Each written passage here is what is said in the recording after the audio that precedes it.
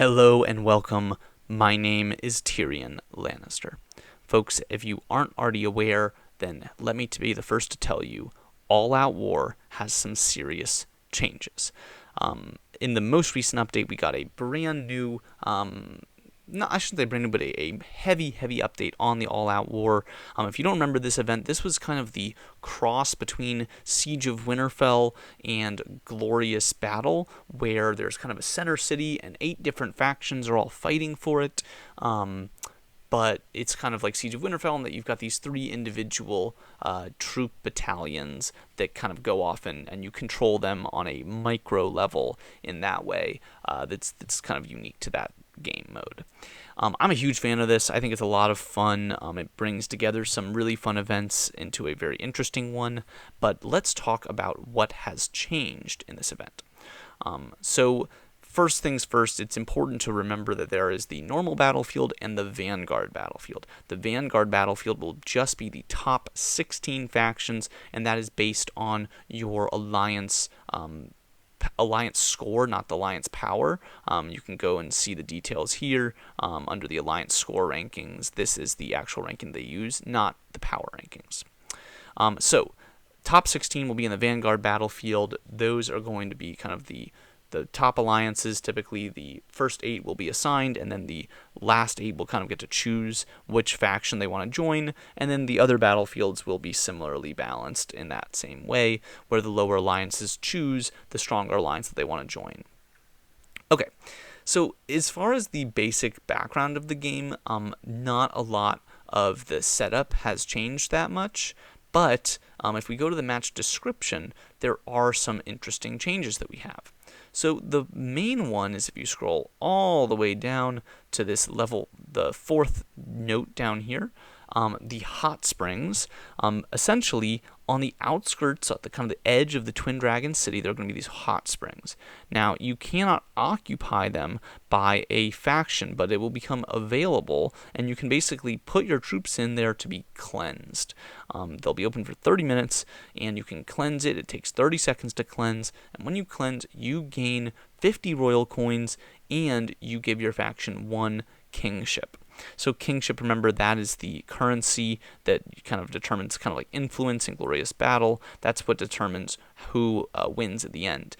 As you can see, kind of there's an occupation kingship per minute, and there's a first capture kingship that you get for the first person to capture a certain structure, and then for every minute after that you keep getting. So as we said before, it's 1 kingship every 30 seconds for 30 minutes, so that's a max of 60 kingship per battalion, to my understanding, and that would be a total of 180 across all 3. If you then think about having 100 members in your alliance, 100 in your kind of the alliance that joins you, let's just say for a second that it was perfect and that you had all 200 using all 3 of their troops, all getting cleansed. That's going to be a total of 30 seconds, so 60, 180 times 200 is going to be 36,000. Someone can double check my math, but 36,000 sounds right to me. So as you can see, pretty efficient in terms of the per minute, but obviously some of these first captures are going to be more important. But if you think about those hot springs being open repeatedly, you can start to see how that can have a real profound impact on the outcome of the game. 36,000 is definitely a lot if you consider it happening every 30 minutes.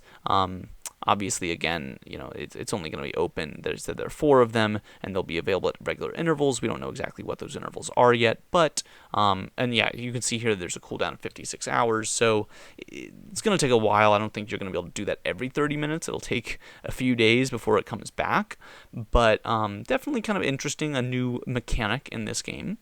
The other one kind of goes together. It's these twin dragon guards that'll be available and different levels of them you can kill. Once you kill one level, you can kill the next. Basically, it also involves this new currency called Dragon Blood. You have to consume one to attack a twin dragon guard, and then you can get those Dragon Blood back. But whenever you kill a dragon guard, you get a twin dragon chest at that level. We don't know what's in those chests yet, but I assume they're probably pretty good. The last part of this is the Dragon Valley domain. So essentially here in the corner of the kingdom, which people may remember was on the map but wasn't used last time, I believe it's that same corner, it will become unlocked, and you'll be able to declare war against the Dragon Valley twice a week. There are different levels. Once you clear one difficulty level, you can clear the next. And if you defeat the 3 bosses in the valley the fastest, you will get some additional rewards. Whenever you defeat it once, you get some rewards, and then basically the highest difficulty finished within 20 minutes will get additional rewards. Again, don't know what, but definitely interesting and intrigued to see what those will look like. Other than that, the rest of it looks to be pretty much the same. Nothing too surprising. Again, if you haven't played the game before, then there are definitely a lot of videos out there on the basics of All Out War that you can learn a lot more about it. But I want to talk for a second about the rewards, because the rewards have also made some pretty substantial changes. So, as you may be aware, the normal battlefield and the Vanguard battlefield have 2 very different sets of rewards, so I'm going to kind of ping-pong back and forth a little bit here. So on the normal battlefield, let's just look at the first place reward. You get 100 Deception, which is Kravis's weapon, 1500 Weapon Reforge Ore, 50 Locking, 150 Lightning, and then some speed-ups. In the Vanguard, if we look at that, let's go to the rewards.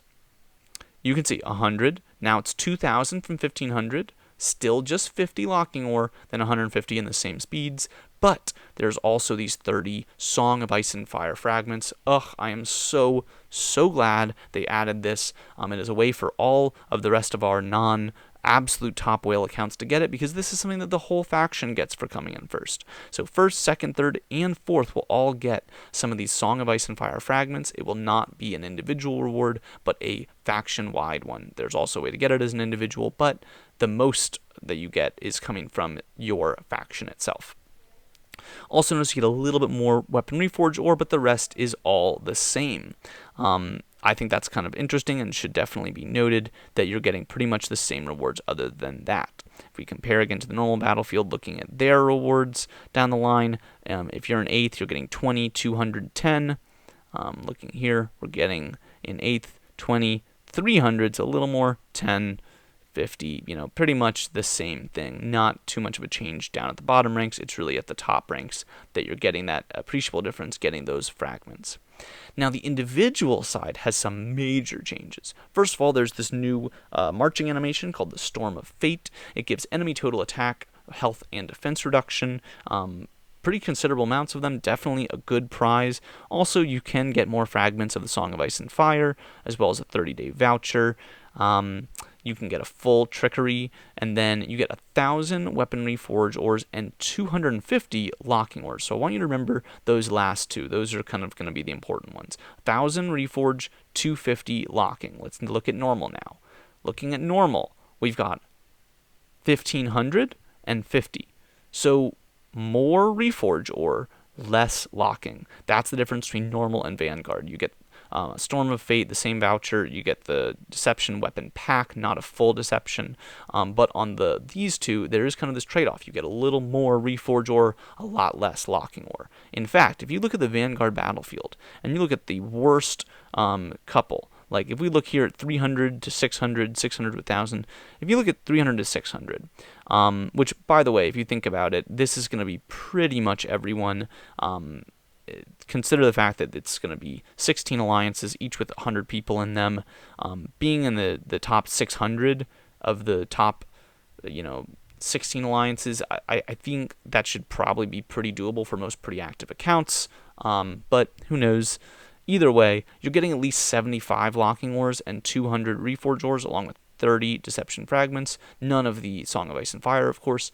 But comparing that, the 300 to 600 range, to the very top of the normal battlefield, you're still getting more Locking Ores. There's only 50 here. You get 75 in the Vanguard battlefield. Obviously, a lot more of the Weapon Reforge Ores, and you're getting some of these Deception packs.